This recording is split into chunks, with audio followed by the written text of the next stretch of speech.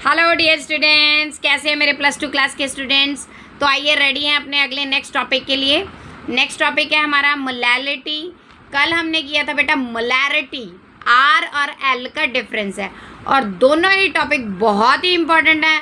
इनसे related numericals आपको पक्का आएंगे पेपर में एंड जितने भी मेरे टॉपिक्स हैं वो वेल प्रिपेयर्ड हैं। आप लोग 100% मेरी गारंटी है you will achieve the success by reading my notes. Thank you. तो आइए करते हैं अगला टॉपिक। तो बेटा इन नोट्स को ध्यान से देखिए। टॉपिक लिखा हुआ है मोलैलिटी। तो मोलैलिटी का सिंबल यहाँ पर लिखा हुआ है स्मॉल m यहाँ पर। तो निकालने का फॉर्मूला है moles of solute upon weight of solvent in kilogram. अगर किलोग्राम की जगह ग्राम लिखा हो तो आपने मल्टीप्लाई करना है विद 1000। मोल्स ऑफ सल्यूट निकालने का फॉर्मूला मैंने आपको कल भी बताया था, सेम वही होगा, मास of solute upon molar mass of salute. और यूनिट्स हैं मोलैलिटी की मोल पर केजी, मोल पर किलोग्राम। और जो मोल्स हैं उसको रिप्रेजेंट करने का सिंबल होता है एन। ये आपको पता होना चाहिए बेटा। उसके बाद हम न्यूमेरिकल निकाल पाएंगे। बाद आते हैं बेटा हम न्यूमेरिकल पे, जो कि न्यूमेरिकल इस पे फोकस कीजिए। न्यूमेरिकल पे calculate molality of the solution containing 20.7 gram of potassium carbonate dissolved in 500 ml of solution assuming density is 1 gram per milliliter। यानी कि हमें मोलैलिटी कैलकुलेट करनी है, क्योंकि लिखा है कैलकुलेट मोलैलिटी।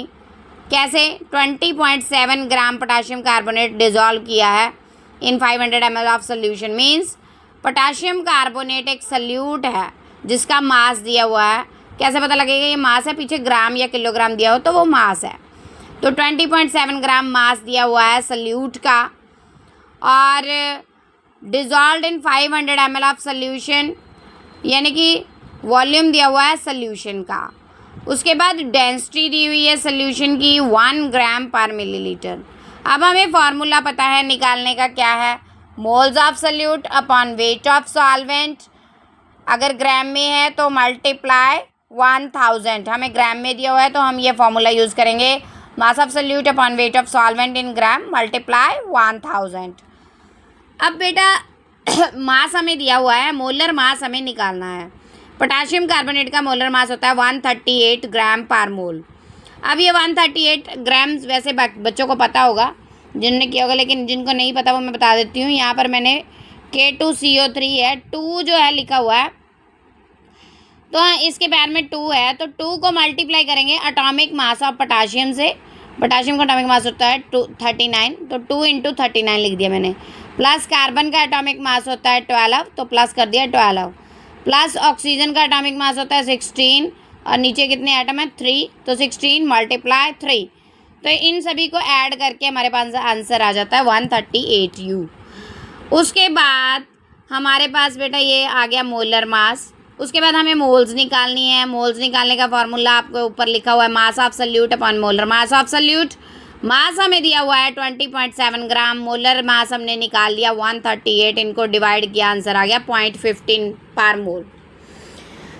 उसके बाद हमें बेटा मास ऑफ सोल्यूशन निकालना है। तो मास ऑफ सोल्यूशन निकालने का फार्मूला क्या होता है? Volume into density.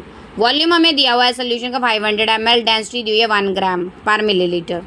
तो दोनों को मल्टीप्लाई किया तो आंसर आ गया 500 ग्राम। मास आ गया 500 ग्राम, क्योंकि मास है तो यूनिट लगाएंगे ग्राम। उसके बाद हमारे पास मास ऑफ सोल्यूशन आया है, मास ऑफ सोल्यूट है, तो मास ऑफ सॉल्वेंट निकाल लेंगे। वेट हमें निकालना है सॉल्वेंट का, तो कैसे निकालेंगे? Solution minus solute. तो सोल्यूशन का मास है 500 ग्राम, सोल्यूट का मास है 20.7 ग्राम, माइनस किया तो हमारे पास आंसर आ गया 479.3 ग्राम।